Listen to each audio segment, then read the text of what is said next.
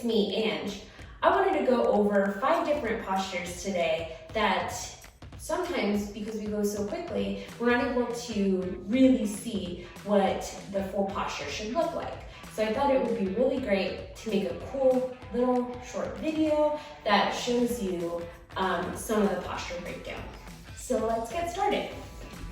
The first one is the posture that we usually start our class in is child's pose. So here you're gonna bring your knees wide to your mat, engage your core, bring your toes to touch underneath you, and then sit on your heels.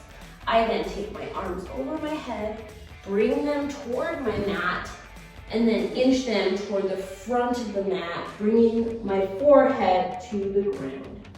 Stretching through my palms, and then also counter stretching my booty toward my heels. This gives you a nice spinal stretch as well as a nice shoulder stretch too. Your child's pose may be up here. As long as you feel the stretch through your back and it's nice and straight, this is still a really great child's pose. If your shoulders hurt you in any way, you can also do embryo, which is like this. It still has lengthening for your spine. All right, that's number 1. Number 2 is a downward facing dog. So here we normally start in our tabletop.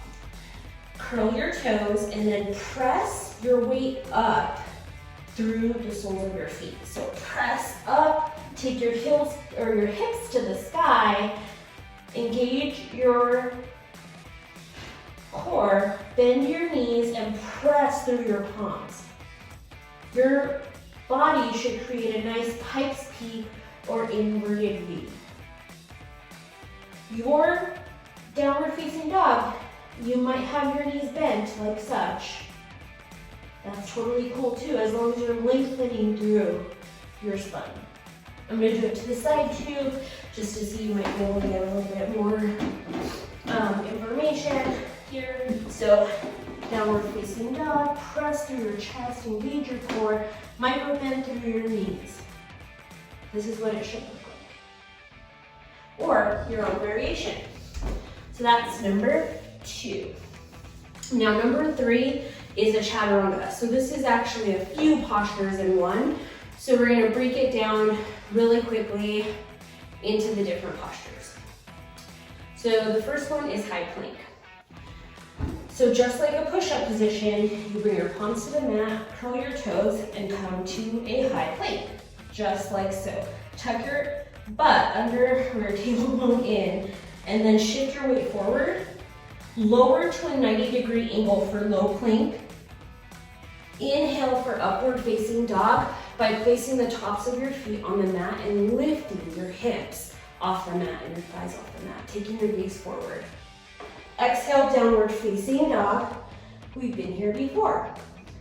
We have another option, which is high plank.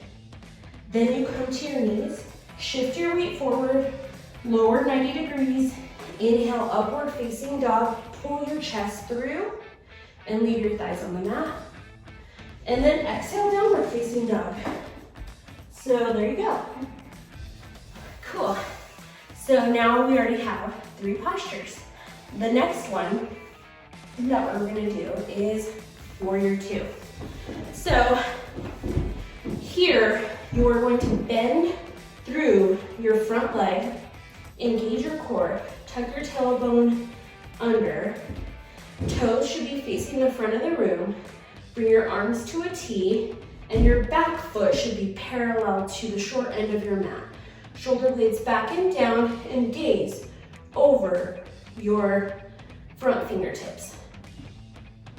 Make sure your lunge is nice and low and your knee is stacked over your ankle. Great, great job. And then the last one we're gonna do is supine twist. So this comes toward the end of a practice and it helps us twist through our body.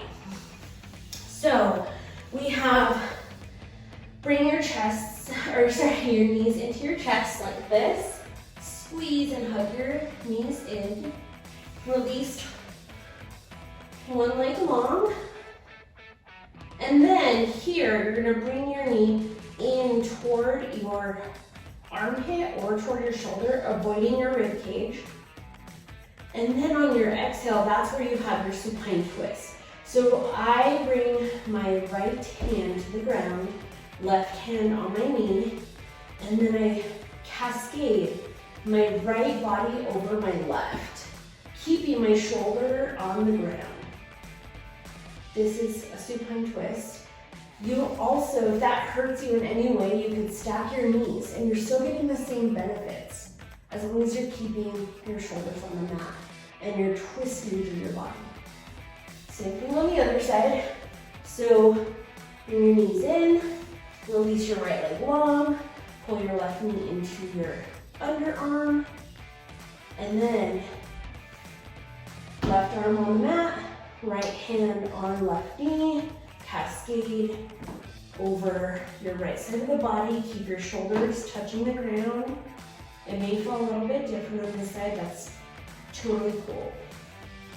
You can stack your knees if you did so on the other as well.